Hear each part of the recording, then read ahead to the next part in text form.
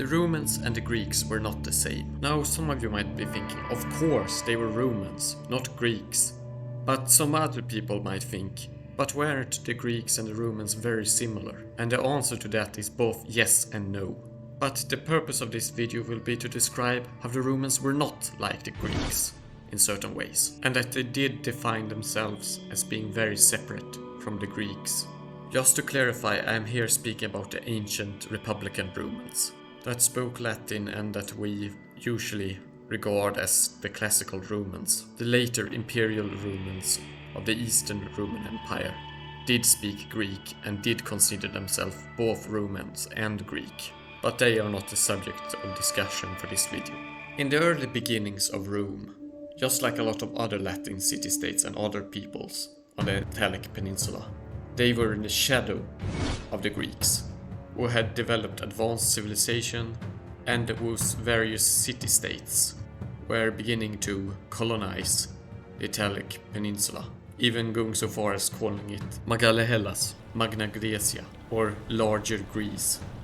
It is in this context of a Greek civilization that is more advanced and begins to colonize the Italic peninsula that Rome began in.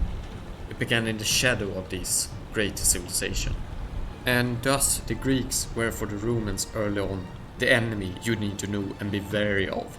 An enemy, a colonizer. But despite this presence of Greek culture always dominating things around in the Italic peninsula, the Romans did what the Romans always did. They adopted things from their enemies and grew. Eventually the Romans developed to such a degree that they could do more direct confrontations with the various Greek colonies. And a more direct confrontation between the civilizations began between the two worlds of the Romans and the Greeks around the 3rd century BC, as Roman expansion made them expand into southern Italy, into the areas of the southern Italic peninsula and Sicily, encroaching upon the Greek colonies located there. And next 2 centuries, Rome would begin to more and more conquer more of the classical Greek world after this. And the conquest of Greek territories ended in the year 146, when Corinth in Greece proper was captured and razed by the Romans. By living in the shadow of the Greek civilization initially, and then conquering most of the Greek civilization, the Romans were greatly influenced by the Greeks and developed a very special relationship to the Greek world.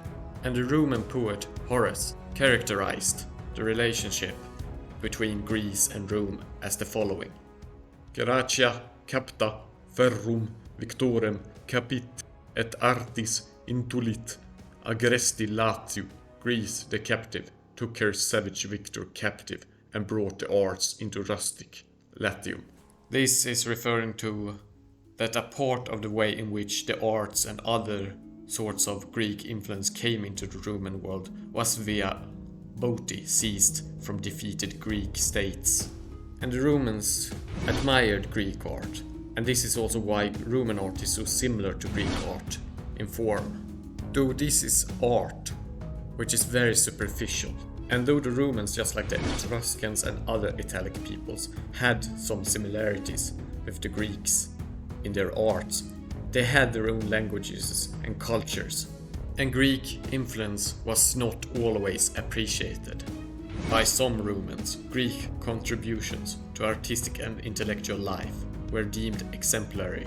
For others, Greek intellectual and popular culture represented a composite of sordid threats to solid Roman values.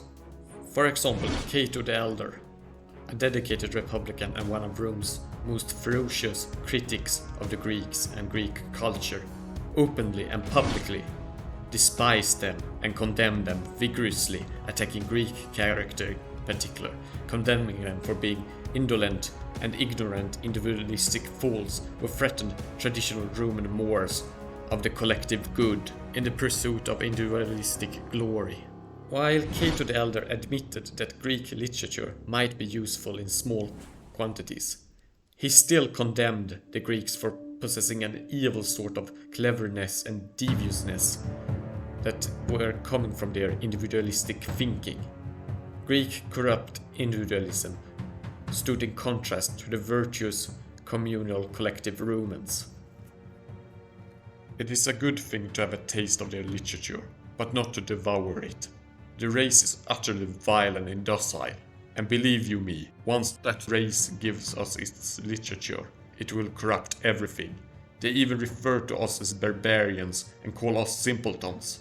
There existed a great fear of Greek culture among traditionalist Romans, who saw Greek culture as being an element of corruption that would make the Roman state and the Roman people weak and not able to take the strong collective action that was needed to make Rome prosper. The Greeks were kind of viewed as a race more valiant in words than in deeds, as stated by the Roman historian Livy, that pretty much summarize how most of the Romans felt about the Greeks. This ideal about Roman collective action versus personal individualistic Greek glory goes even back to the religious worldviews of the Romans and the Greeks.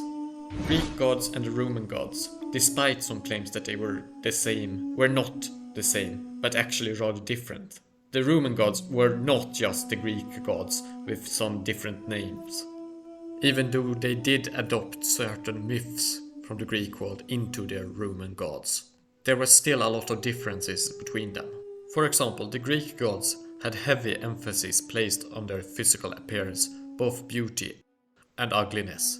The description of their physical appearance would come from the myth itself, and Greek mythology would describe the gods and goddesses as having strong characteristics, as in physical characteristics.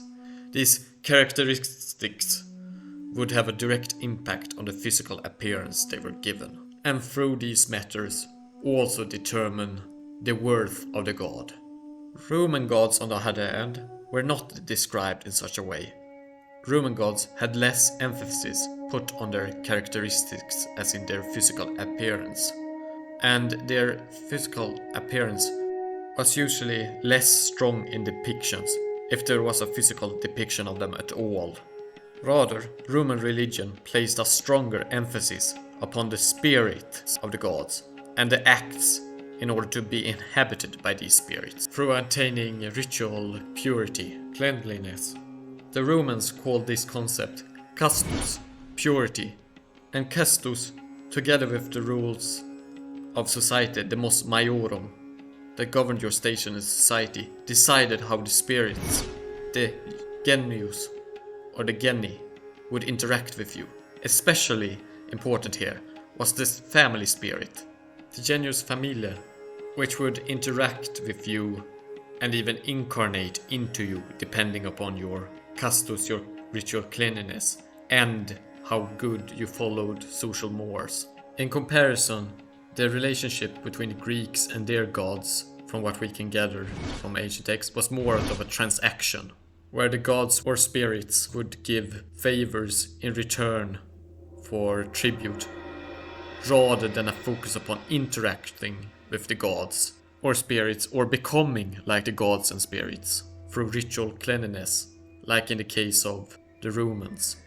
Hence, Roman religion was a lot more focused upon your role in society than Greek religion, which was more focused upon the transactional relationship to a god that would always stand above you. Because ancient Greek culture viewed deities as unattainable beings. This means that mortals would never be able to reach deity status and have a place among the gods they worshipped, or be anything like the gods.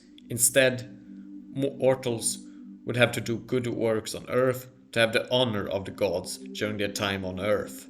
In contrast, Roman culture was different, as the Romans believed that mortals should try to aspire to be like the gods they worshipped, just like they saw the spirits of their ancestors to be something to aspire to be like in order to get them incarnated into you. The Romans also saw the gods as much more virtuous and idolized in behavior than the Greek gods. the Greek gods were quite fickle and prone to unvirtuous behavior in the eyes of the Romans. Part of the reasons for this difference in religious outlook is that the Romans used the Roman gods and goddesses as an inspiration to live life the right way, as they defined what was right and what was divine, and how you could become like a god, through acts, through keeping your ritual cleanliness. The Romans believed in an afterlife that they would attain when their life on earth was over, and the gods were just seen as ancestral spirits that could be reincarnated into the being of an individual through virtuous being, just like the family spirits could be reincarnated into the being of a virtuous Roman man. The difference between the divine, lesser spirits and the human worshipper was not that strong in Roman culture, and whereas the Greeks saw their gods as in various parts being rulers of nature, the Romans saw the gods as more of being subjects of a greater nature that ruled both the gods and the humans that were inside the universe.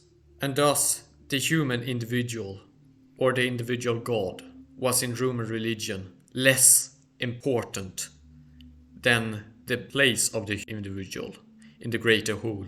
And you also see this reflected in the stories of the Greeks and the Romans.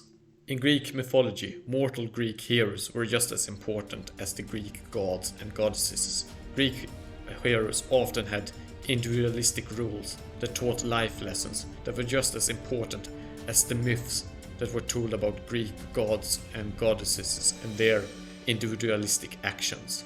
Greek mythology emphasized the importance of individual deeds that singular great individuals performed on earth. Roman mythology was different in a collectivist way. Roman mythology did not put emphasis on the works of mortal heroes in regards to their life on earth, because Roman mythology believed in an afterlife and or a system of reincarnation of the family spirit or of the spirits of the gods into the human being, and gave thus greater emphasis upon following the norms of society rather than standing out as an exemplary individual doing exemplary deeds. The ideal in Roman mythology was always to submit to society and its concepts of virtue, rather than to exceed as an individual in society.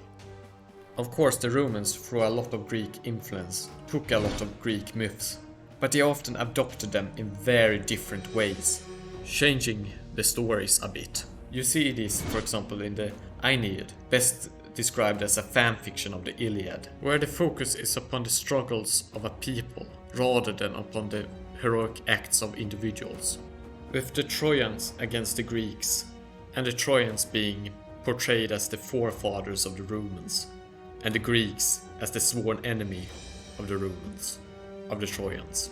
A focus upon a collective struggle, and not the struggle between heroic individuals, like in the original Iliad. The Aeneid is one example, but there are also other stories that were taken and sometimes modified from the original Greek myths, as pointed out by Afrodo in the comment section of one of my previous videos. The version of the Medusa myth where Medusa is punished by the goddess Athena because Medusa had her vow broken by getting raped by the god Poseidon, transforming her into being a monster rather than being a monster from the beginning, like in the original Greek tale, is an example of how the Romans usually did things with regards to myths. The Romans tended to add divine retribution and punishments for various transgressions against them in the myths that they adopted from the Greek world. Since for the Romans, the gods weren't simply powerful, fickle beings with control over nature, and the state of the world wasn't just a result of random happenings and individual actions by fickle gods. Instead, the state of Medusa as a monster wasn't due to simple chance, but due to transgressions and ideals about ritual cleanliness and purity being violated, by Medusa having tempted Poseidon, and by Medusa's maiden vow getting broken, and thus requiring punishment. I'm not saying that we should agree with the Roman norms about this, I'm just saying that this was the way the Romans viewed actions and reactions in the world. and thus they changed or interpreted Greek myths according to this worldview. Again, the entire point of this video is to point out the fact that the early Roman society, at least during the age of the Republic and even during the early days of the Empire, was very different from the culture of the Greeks. As different as Japan and America are today.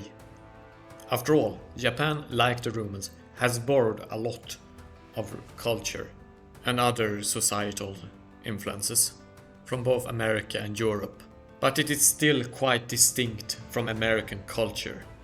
And as Afrodo's example here shows, we should consider this when we hear Greek myths, and if they are coming to us through the Roman lens, which is often the case when we look at Greek culture. And looking at Greek culture through a Roman lens would kind of be like looking at Western history and culture through Japanese media. Yet, as a matter of fact, we often do this.